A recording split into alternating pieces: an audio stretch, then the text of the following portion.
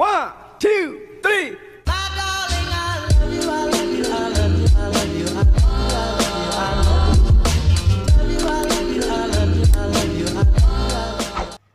Halo teman-teman semua, perkenalkan saya Railita Aritonang dari Politeknik Negeri Medan jurusan Manajemen Bisnis semester 1. Ekonomi begitu melekat erat dalam setiap sendi kehidupan bermasyarakat dan bernegara. Berkembang tidaknya suatu negara diukur dari pertumbuhan ekonominya, sementara pertumbuhan ekonomi itu sendiri diukur dari pendapatan nasional real yang dimiliki suatu negara.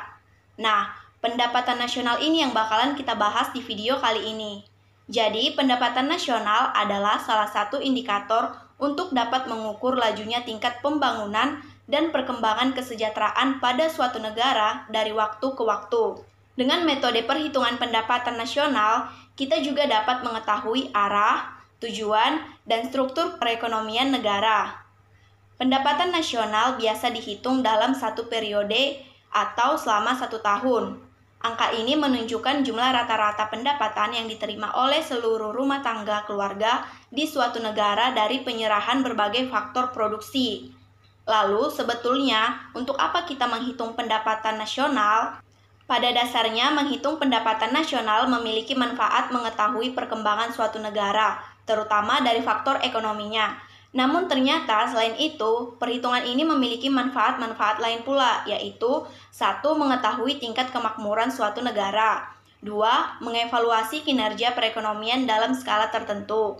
3. Mengukur perubahan perekonomian dari waktu ke waktu. 4. Membandingkan kinerja ekonomi antar sektor. 5. Sebagai indikator kualitas hidup suatu negara.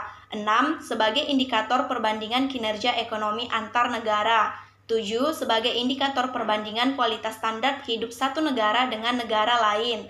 8. Sebagai ukuran dan perbandingan pertumbuhan ekonomi dari waktu ke waktu. Yang terakhir, sebagai ukuran dan perbandingan pertumbuhan ekonomi dan kekayaan antar negara. Berikutnya, sebelum mengenal bagaimana cara menghitung pendapatan nasional, penting bagi kita untuk mengetahui kategori-kategori dari pendapatan nasional itu sendiri. Pendapatan nasional dibagi menjadi 6 kategori. Yang pertama ialah produk domestik bruto atau GDP, di mana produk domestik bruto merupakan jumlah produk, baik barang maupun jasa, yang dihasilkan oleh unit-unit produksi di dalam batas wilayah suatu negara atau domestik selama 1 tahun. Untuk menghitung GDP, kita bisa menambahkan pendapatan masyarakat dalam negeri dengan pendapatan asing dalam negeri. Yang kedua adalah produk nasional bruto atau GNP. Produk nasional bruto adalah nilai produk, baik barang maupun jasa, yang dihasilkan oleh penduduk suatu negara selama 1 tahun, termasuk yang dihasilkan oleh warga negara tersebut di luar negeri. Jadi, jika ada seorang pria asal Indonesia yang menjual pakaian di Vietnam, barang atau jasa yang dihasilkannya termasuk ke dalam GNP. Untuk menghitung GNP, kita perlu menambahkan pendapatan WNI dalam negeri dengan pendapatan WNI luar negeri, lalu menguranginya dengan pendapatan asing dalam negeri. Yang ketiga adalah produk nasional neto atau NNP. Dengan rumus NNP sama dengan GNP dikurang depresiasi atau penyusutan barang modal, di mana penyusutan yang dimaksud adalah penggantian barang modal dengan peralatan produksi yang dipakai dalam proses produksi. Biasanya bersifat taksiran yang dapat menyebabkan terjadinya kekeliruan meskipun relatif kecil. Kemudian yang keempat, pendapatan nasional neto atau NNI. Pendapatan nasional neto adalah pendapatan yang dihitung menurut jumlah balas jasa yang diterima oleh masyarakat sebagai pemilik faktor produksi. Cara menghitungnya ialah NNP dikurang pajak tidak langsung, di mana pajak tidak langsung adalah pajak yang bebannya dapat dialihkan kepada pihak lain seperti pajak hadiah, pajak penjualan, dan lain-lain. Yang kelima adalah pendapatan perseorangan atau PI. Pendapatan perseorangan merupakan jumlah pendapatan yang diterima oleh setiap orang dalam masyarakat, termasuk pendapatan yang diperoleh tanpa melakukan kegiatan apapun, misalnya gaji seorang karyawan kantoran maupun pendapatan wira swasta yang didapatkan secara berantai. Rumusnya adalah NNI dikurang pajak perusahaan, dikurang iuran, dikurang laba, ditambah transfer payment. Transfer payment adalah penerimaan-penerimaan yang bukan merupakan balas jasa produksi, melainkan diambil sebagian dari pendapatan nasional tahun lalu. seperti pendapatan dana pensiunan, tunjangan pengangguran, dan sebagainya. Yang terakhir, pendapatan yang siap dibelanjakan atau DI. Pendapatan ini adalah pendapatan yang siap untuk dimanfaatkan guna membeli barang dan jasa konsumsi dan selebihnya menjadi tabungan yang disalurkan menjadi investasi. Rumusnya adalah DI sama dengan PI dikurang pajak langsung. Pajak langsung yang dimaksud adalah pajak yang bebannya tidak dapat dialihkan kepada pihak lain, seperti pajak pendapatan.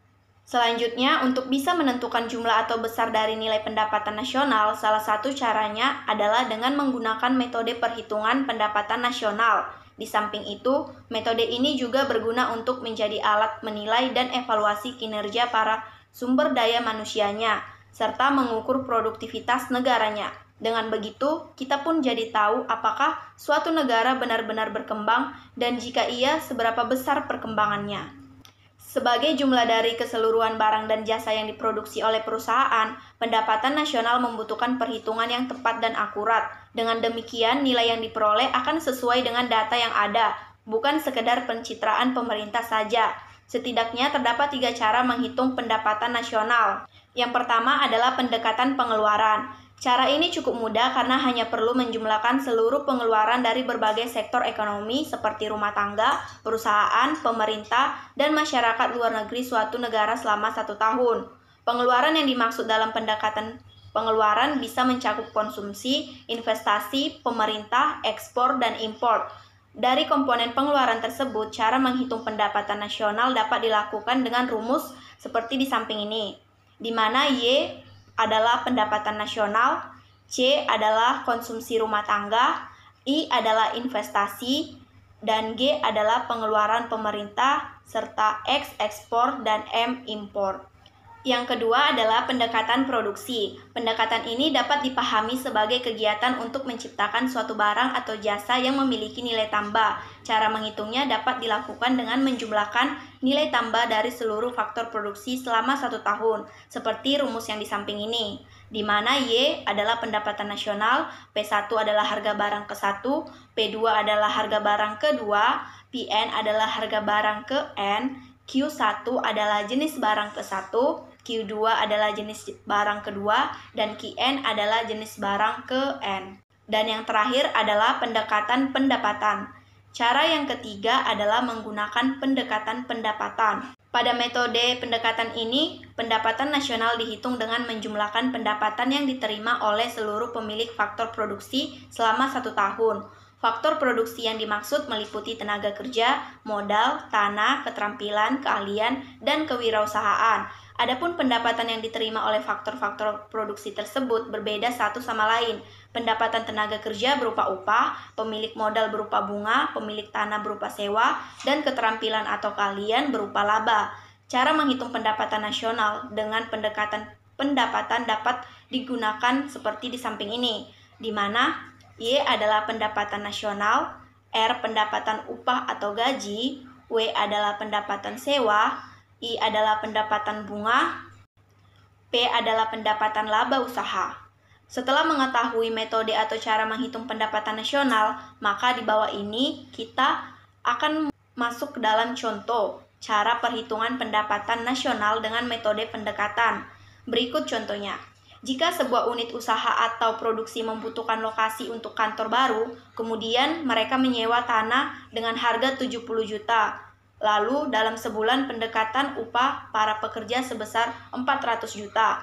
Perusahaan juga memiliki bunga usaha 50 juta, sedangkan labanya berjumlah 35 juta. Maka untuk menemukan pendapatannya bisa dihitung dengan Y sama dengan R tambah W tambah I tambah P, yaitu 70 juta ditambah 400 juta ditambah 50 juta ditambah 35 juta sehingga hasilnya 555 juta. Dengan begitu, hasil dari pendapatannya adalah 555 juta. Saya rasa sekian penjelasan dari saya. Semoga bermanfaat untuk kalian yang menonton. Terima kasih. Sampai jumpa.